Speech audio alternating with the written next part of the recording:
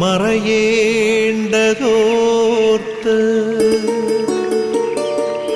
ചന്ദ്രനക്ഷത്രാദികൾ വിതുമ്പുമ്പോൾ മാറ്റമില്ലാതെങ്ങും വിരാജിക്കും ദൈവമേ, അങ്ങയെ വാഴ്ത്തുന്നു ഞങ്ങൾ. ഉദിച്ചെങ്ങും പ്രഭതൂകും പാരിലെ സൂര്യരശ്മിയേക്കാൾ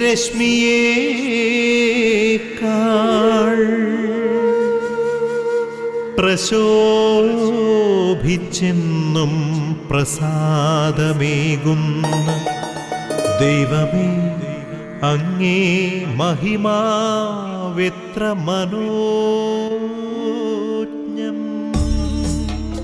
ഇന്നത്തെ പ്രഭാത വിരുന്നിലേക്ക് ഗുഡ്നസ് ടിവിയുടെ എല്ലാ മാന്യ പ്രേക്ഷകർക്കും ഹൃദ്യമായ സ്വാഗതം. ഒരു മനോഹരമായ പ്രഭാതം കൂടി നൽകി ദൈവം നമ്മെ അനുഗ്രഹിച്ചിരിക്കുകയാണ്. ഈ പ്രഭാതത്തെ ഓർത്ത് ദൈവത്തിന് നമുക്ക് നന്ദിയും സ്തുതിയും ആരാധനയും സമർപ്പിക്കാം. ഈ പ്രഭാതത്തിൽ ദൈവം നമുക്കായിട്ട് ഒരുക്കിയിരിക്കുന്ന വിരുന്ന് ആസ്വദിക്കുവാനുള്ള അനുഗ്രഹം നമുക്കെല്ലാവർക്കും തരണമേ എന്ന് നമുക്ക് പ്രാർത്ഥിക്കാം. ദൈവമൊരുക്കുന്ന വിരുന്ന് നമ്മെ സംബന്ധിച്ചിടത്തോളം ഏറ്റവും രുചികരവും അതുപോലെ തന്നെ ആഹ്ലാദകരവുമാണ്. ദൈവം നൽകുന്ന വിരുന്ന് ആസ്വദിക്കുവാനും ദൈവത്തിൻ്റെ നന്മകളെ പാടിപ്പുകഴ്ത്തുവാനുമായിട്ടുള്ള കൃപയും അനുഗ്രഹവും നമുക്കെല്ലാവർക്കും തരണമേ എന്ന് ഈ പ്രഭാതത്തിൽ നമുക്ക് പ്രത്യേകം പ്രാർത്ഥിക്കാം. നമ്മുടെ അമ്മയായ പരിശുദ്ധ കന്യകാമറിയത്തിൻ്റെ മാധ്യസ്ഥം പ്രത്യേകമായ വിധത്തിൽ യാചിച്ചുകൊണ്ട് നമുക്ക് ഈ പ്രഭാത വിരുന്നിലേക്ക് പ്രവേശിക്കാം. നന്മ നിറഞ്ഞ മറിയമേ സ്വസ്തി, കർത്താവ് നിന്നോടുകൂടെ, സ്ത്രീകളിൽ നീ അനുഗ്രഹിക്കപ്പെട്ടവളാകുന്നു. നിന്റെ ഉദരത്തിൻ്റെ ഫലമായി ഈശോ അനുഗ്രഹിക്കപ്പെട്ടവനാകുന്നു. പരിശുദ്ധ മറിയമേ തമ്പുരാൻ്റെ അമ്മേ, പാപികളായ ഞങ്ങൾക്ക് വേണ്ടി എപ്പോഴും ഞങ്ങളുടെ മരണസമയത്തും തമ്പുരാനോട് അപേക്ഷിച്ചു കൊള്ളണമേ. ആമേൻ.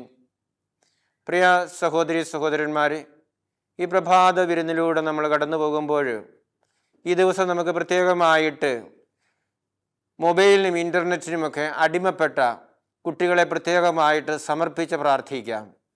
മൊബൈലിനും ഇൻ്റർനെറ്റിനുമൊക്കെ അടിമപ്പെട്ടതിൻ്റെ ഫലമായിട്ട് ശരിയായ വിധത്തിൽ പഠിക്കാൻ സാധിക്കാത്ത, അല്ലെങ്കിൽ അവരുടെ ഉത്തരവാദിത്തങ്ങൾ നിർവഹിക്കാൻ സാധിക്കാത്ത ഒത്തിരി മക്കളുണ്ട്. അവരെക്കുറിച്ച് വേദനിച്ചും ദുഃഖിച്ചും സങ്കടപ്പെട്ടും കഴിയുന്ന മാതാപിതാക്കളുണ്ട്. അവരെ എല്ലാവരെയും നമുക്ക് ഇപ്പോൾ സമർപ്പിച്ച് പ്രാർത്ഥിക്കാം.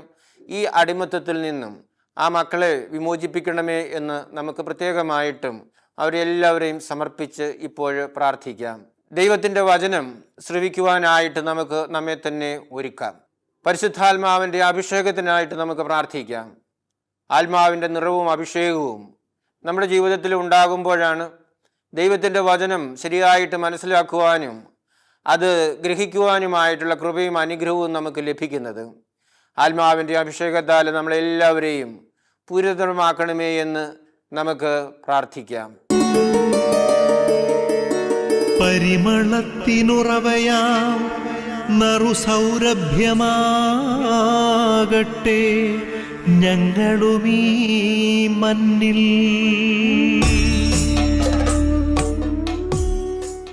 പ്രിയ സഹോദരി സഹോദരന്മാരെ, ഇന്നേ ദിവസം നമുക്ക് മത്തായിയുടെ സുവിശേഷം 23-ാം അധ്യായം 1 മുതൽ 12 വരെയുള്ള വചനങ്ങൾ വായിച്ച് ധ്യാനിക്കാം. യേശു ജനക്കൂട്ടത്തോടും തൻ്റെ ശിഷ്യന്മാരോടും അരുളി ചെയ്തു, നിയമജ്ഞരും ഫരിസേയരും മോശയുടെ സിംഹാസനത്തിലിരിക്കുന്നു. അതിനാൽ അവർ നിങ്ങളോട് പറയുന്നതെല്ലാം അനുസരിക്കുകയും അനുഷ്ഠിക്കുകയും ചെയ്യുവിൻ. എന്നാൽ അവരുടെ പ്രവൃത്തികൾ നിങ്ങൾ അനുകരിക്കരുത്. അവർ പറയുന്നു, പ്രവർത്തിക്കുന്നില്ല. അവർ ഭാരമുള്ള ചുമടുകൾ മനുഷ്യരുടെ ചുമലിൽ വച്ചു കൊടുക്കുന്നു, സഹായിക്കാൻ ചെറുവിരൽ അനക്കാൻ പോലും തയ്യാറാകുന്നുമില്ല. മറ്റുള്ളവർ കാണുന്നതിന് വേണ്ടിയാണ് അവർ തങ്ങളുടെ പ്രവൃത്തികളെല്ലാം ചെയ്യുന്നത്. അവർ തങ്ങളുടെ നെറ്റിപ്പട്ടങ്ങൾക്ക് വീതിയും വസ്ത്രത്തിൻ്റെ തൊങ്ങലുകൾക്ക് നീളവും കൂട്ടുന്നു. വിരുന്നുകളിൽ പ്രമുഖ സ്ഥാനവും സിനഗോഗുകളിൽ പ്രധാന പീഠവും നഗരവീഥികളിൽ അഭിവാദനവും ഇഷ്ടപ്പെടുന്നു. റബ്ബി എന്ന് സംബോധന ചെയ്യപ്പെടാനും ആഗ്രഹിക്കുന്നു. എന്നാൽ നിങ്ങൾ റബ്ബി എന്ന് വിളിക്കപ്പെടരുത്. എന്തെന്നാൽ നിങ്ങൾക്ക് ഒരു ഗുരുവേയുള്ളൂ. നിങ്ങളെല്ലാവരും സഹോദരന്മാരാണ്. ഭൂമിയിൽ ആരെയും നിങ്ങൾ പിതാവെന്ന് വിളിക്കരുത്. എന്തെന്നാൽ നിങ്ങൾക്ക് ഒരു പിതാവേയുള്ളൂ, സ്വർഗസ്ഥനായ പിതാവ്. നിങ്ങൾ നേതാക്കന്മാർ എന്നും വിളിക്കപ്പെടരുത്. എന്തെന്നാൽ ക്രിസ്തുവാണ് നിങ്ങളുടെ ഏക നേതാവ്. നിങ്ങളിൽ ഏറ്റവും വലിയവൻ നിങ്ങളുടെ ശുശ്രൂഷകനായിരിക്കണം. തന്നെ തന്നെ ഉയർത്തുന്നവൻ താഴ്ത്തപ്പെടും, തന്നെ തന്നെ താഴ്ത്തുന്നവൻ ഉയർത്തപ്പെടും. പ്രിയ സഹോദരി സഹോദരന്മാരെ, 1860കളിൽ അമേരിക്കയിൽ ആഭ്യന്തര യുദ്ധം നടക്കുന്ന കാലഘട്ടമാണ്.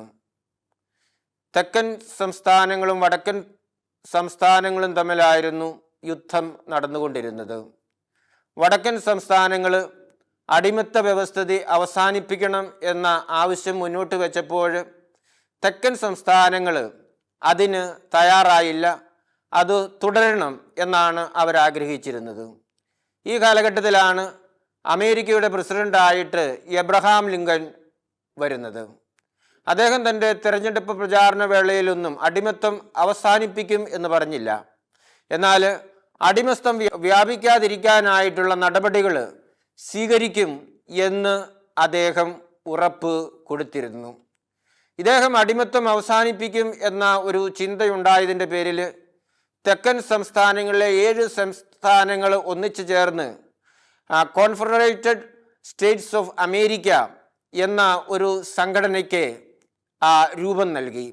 അവർ എന്നിട്ട് അടിമത്തം തുടർന്നുകൊണ്ട് പോകുന്നതിനായിട്ട് വടക്കൻ സംസ്ഥാനങ്ങളുമായിട്ട് യുദ്ധത്തിലും ഏർപ്പെട്ടു. ഈ അവസരത്തിൽ ജനറൽമാരും മറ്റ് പ്രധാനപ്പെട്ട വ്യക്തികളുമെല്ലാം എബ്രഹാം ലിങ്കനോട് പറഞ്ഞു, ഈ 7 സ്റ്റേറ്റുകളുമായിട്ട് ഒരു ധാരണയിൽ വരിക എന്ന്. എന്നാൽ എബ്രഹാം ലിങ്കൻ അടിമത്തം തുടർന്നുകൊണ്ട് പോകുന്ന തരത്തിലുള്ള യാതൊരു ധാരണയ്ക്കും വഴങ്ങാനായിട്ട് തയ്യാറായിരുന്നില്ല. അടിമത്തം അധാർമികമാണെന്ന് കരുതിയിരുന്ന അദ്ദേഹം രാഷ്ട്രീയമായിട്ടുള്ള പ്രത്യാഘാതങ്ങൾ എന്തായാലും അഭിമുഖീകരിക്കുന്നതിന് തയ്യാറായിരുന്നു.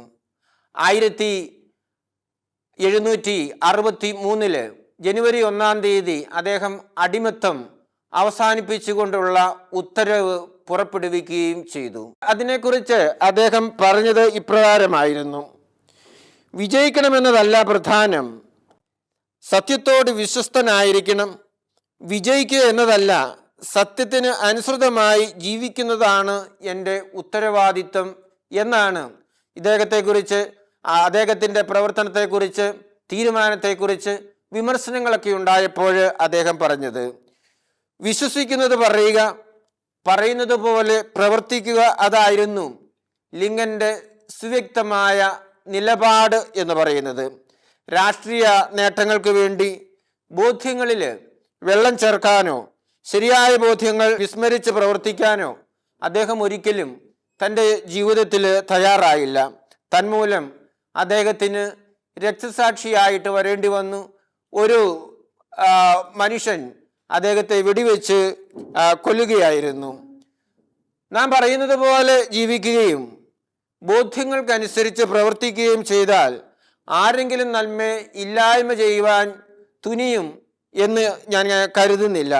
എന്നാൽ നമ്മുടെ പ്രശ്നം പലപ്പോഴും പറയുന്നത് പോലെ പ്രവർത്തിക്കുവാനും വിശ്വസിക്കുന്നത് പോലെ ചെയ്യുവാനും നമ്മൾ തയ്യാറാകുന്നില്ല എന്നുള്ളതാണ്.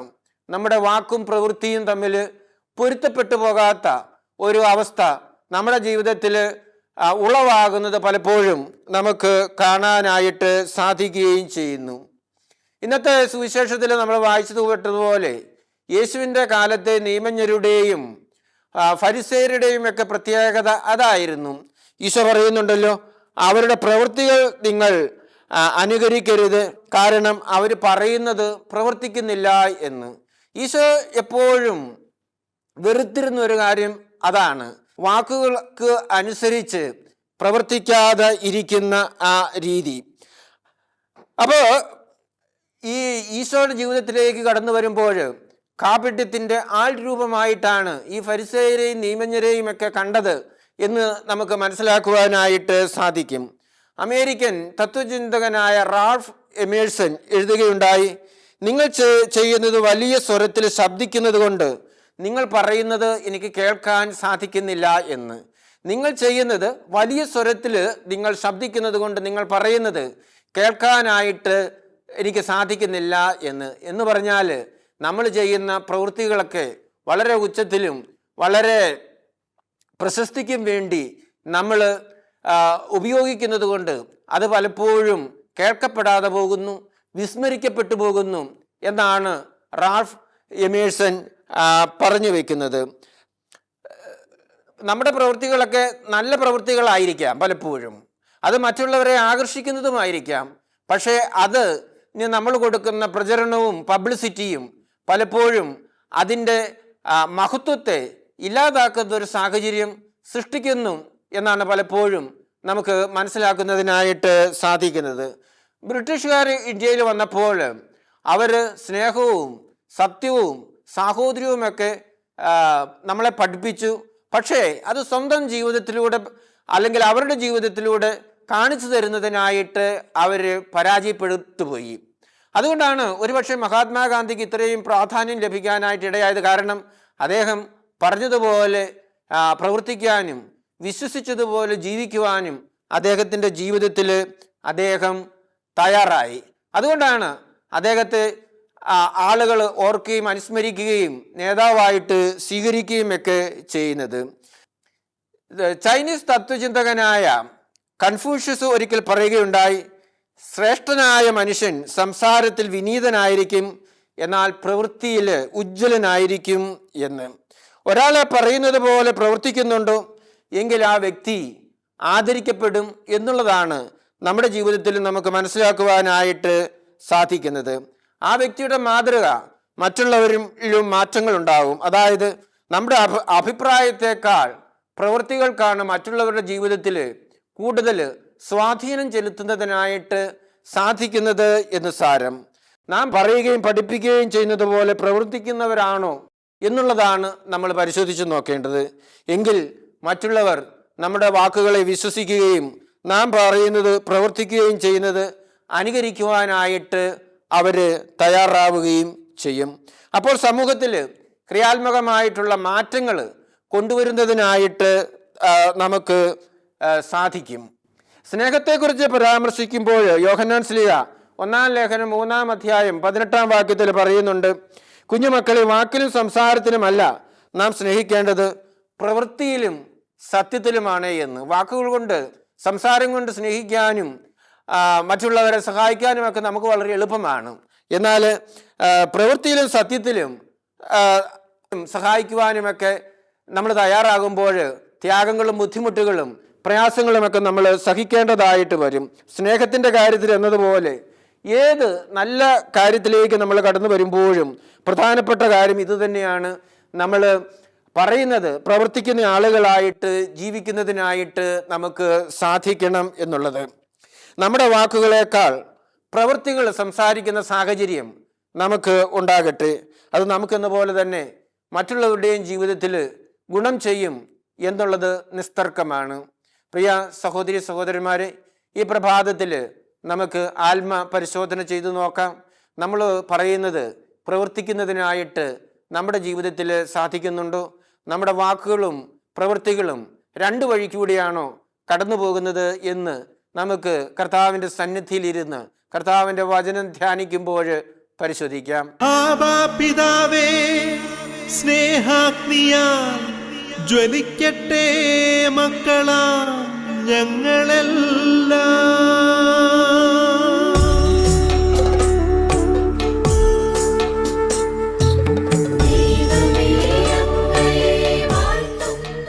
പിതാവും പുത്രനും പരിശുദ്ധാത്മാവുമായ ത്രിത്വൈക ദൈവം നമ്മളെ എല്ലാവരെയും ഈ പ്രഭാതത്തിൽ അനുഗ്രഹിക്കട്ടെ. നമ്മുടെ അമ്മയായ പരിശുദ്ധ കന്യാമറിയത്തിൻ്റെ മാധ്യസ്ഥം എപ്പോഴും നമ്മുടെ കൂടെ ഉണ്ടായിരിക്കട്ടെ. തിരുക്കുടുംബത്തിൻ്റെ കാവൽക്കാരനായ മാർ യൗസേപ്പ് കാവലായിട്ട് എപ്പോഴും നമ്മുടെ കൂടെ, നമ്മുടെ സമീപം ഉണ്ടായിരിക്കട്ടെ. നമ്മുടെ പേരിന് കാരണഭൂതരായ വിശുദ്ധര് നമുക്ക് വേണ്ടി മാധ്യസ്ഥം വഹിക്കട്ടെ. നമ്മുടെ ഇടവകയുടെ മധ്യസ്ഥര് നമുക്ക് വേണ്ടി മാധ്യസ്ഥം യാചിക്കട്ടെ. കാവൽ മാലാഖമാർ നമുക്കെല്ലാവർക്കും കാവലായിരുന്നു കൊണ്ട് ഈ പ്രഭാതത്തിലും ഈ ദിവസത്തിലും എല്ലാ ബന്ധനങ്ങളിൽ നിന്നും, പൈശാചികമായ സ്വാധീനങ്ങളിൽ നിന്നും, അപകടങ്ങളിൽ നിന്നും, ആപത്തുകളിൽ നിന്നും സംരക്ഷണം നമുക്ക് ഒരുക്കട്ടെ. പ്രിയ സഹോദരി സഹോദരന്മാരെ, ഈ പ്രഭാതത്തിൽ നിങ്ങളുടെ സഹായം പ്രത്യേകമായ വിധത്തിൽ അപേക്ഷിക്കുകയാണ്. ഈ ധ്യാന കേന്ദ്രത്തെയും ഈ ചാനലിനെയും നിങ്ങൾ പ്രത്യേകം സമർപ്പിച്ച് പ്രാർത്ഥിക്കണമെന്ന് അഭ്യർത്ഥിക്കുന്നു. മരിയൻ കൂടാരങ്ങളിലിരുന്ന് കൊന്ത ചൊല്ലി പ്രാർത്ഥിച്ചുകൊണ്ടിരിക്കുന്ന സഹോദരങ്ങളോട് ചേർന്ന് സാധിക്കുന്ന എല്ലാവരും ഒരു കൊന്ത എങ്കിലും ചൊല്ലി ഈ ധ്യാന കേന്ദ്രത്തിന് വേണ്ടിയും ഈ ചാനലിന് വേണ്ടിയും നിങ്ങൾ പ്രത്യേകം പ്രാർത്ഥിക്കണം. അതുവഴിയായിട്ട് ദൈവത്തിൻ്റെ വചനങ്ങൾ ലോകത്തിൻ്റെ അതിർത്തികൾ വരെ ചെന്നെത്തുന്നതിന് ഇടയാക്കട്ടെ.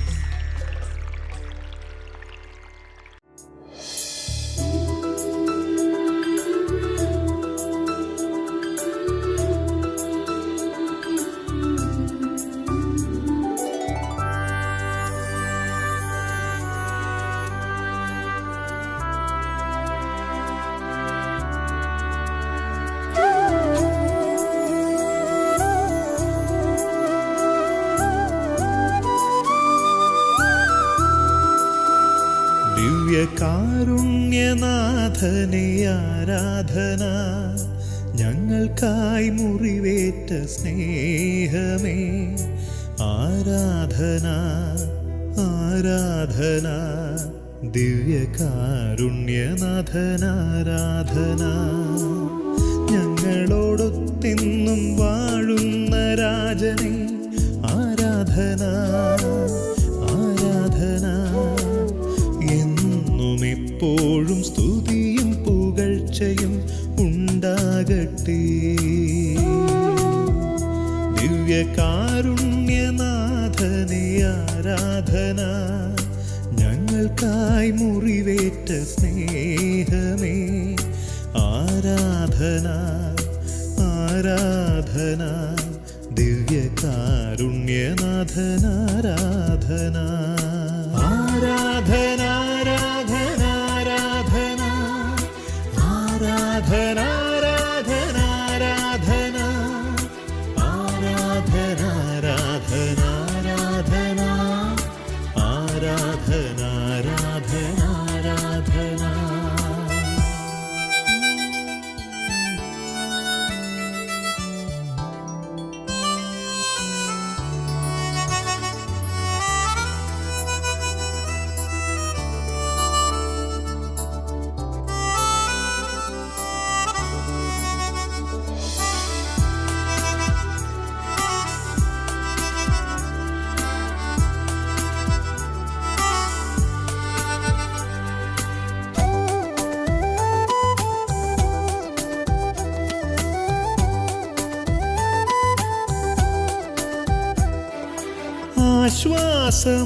ആശ്വാസമായെന്നുള്ളിൽ വരും ദിവ്യകാരുണ്യമേ ആരാധന, ആശ്വാസമായെന്നുള്ളിൽ വരും ദിവ്യകാരുണ്യമേ ആരാധന.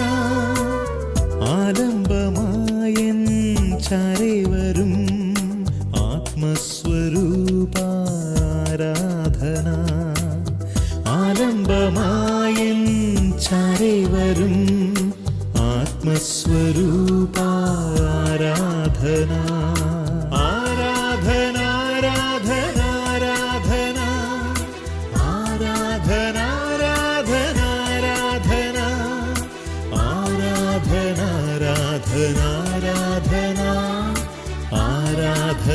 ആരാധന ആരാധന ദിവ്യകാരുണ്യനാഥനെ ആരാധന ഞങ്ങൾക്കായി മുറിവേറ്റ സ്നേഹമേ ആരാധന ആരാധന ദിവ്യകാരുണ്യനാഥനാരാധന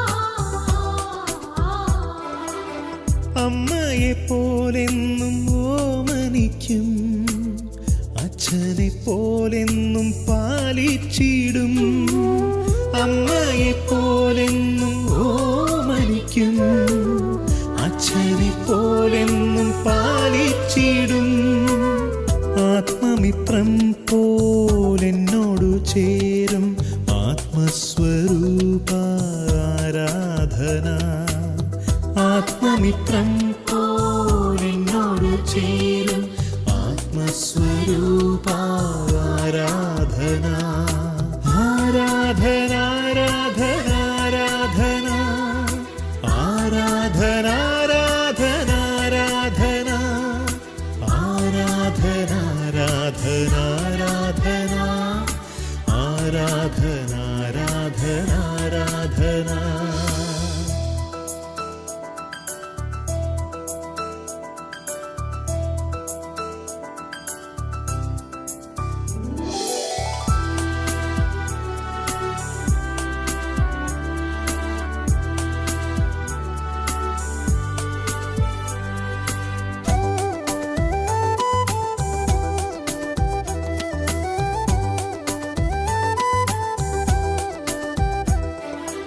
അവസാന നാളിലെ അത്താഴമേശയിൽ ശിഷ്യർക്കായി സ്വയമേ നൽകിയോനെ അവസാന നാളിലെ അത്താഴമേശയിൽ ശിഷ്യർക്കായി സ്വയമേ നൽകിയോനെ തിരുവോസ്തിയായി എന്നിലണഞ്ഞിടുന്ന ആത്മസ്വരൂപ ആരാധന തിരുവോസ്തിയായി എന്നിലണഞ്ഞിടുന്ന ആത്മസ്വരൂപ ആരാധന ആരാധന ആരാധന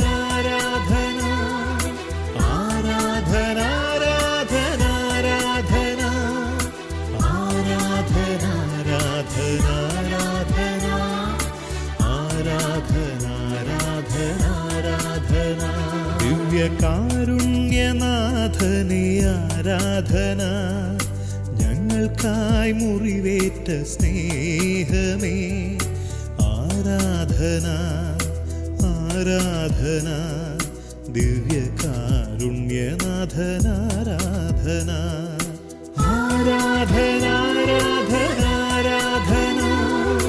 ആരാധന ആരാധന ആരാധന ആരാധന ആരാധന ആരാധന ആരാധന ആരാധന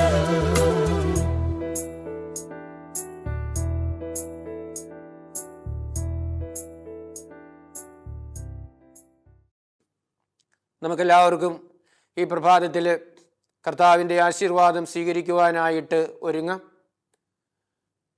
നമ്മുടെ കർത്താവ് ഈശോ മിശിഹായുടെ കൃപയും പിതാവായ ദൈവത്തിൻ്റെ സ്നേഹവും പരിശുദ്ധാത്മാവിൻ്റെ സഹവാസവും നമ്മെല്ലാവരോടും കൂടെ ഉണ്ടായിരിക്കട്ടെ, ഇപ്പോഴും എപ്പോഴും എന്നേക്കും. ആമേൻ. പ്രിയപ്പെട്ടവരെ, ഈ പ്രഭാതത്തിൽ എന്നോടൊപ്പം വിരുന്നിൽ പങ്കുചേർന്ന നിങ്ങൾക്കെല്ലാവർക്കും ഞാൻ നന്ദി പറയുകയാണ്. നല്ല അനുഗ്രഹപ്രദമായ ഒരു ദിവസം നിങ്ങൾക്കെല്ലാവർക്കും ആശംസിക്കുന്നു. ദൈവം നിങ്ങളെല്ലാവരെയും സമൃദ്ധമായിട്ടും അനുഗ്രഹിക്കട്ടെ. ഒരിക്കൽ കൂടി എല്ലാവർക്കും നന്ദി പറഞ്ഞുകൊണ്ട് നിർത്തുന്നു. നന്ദി.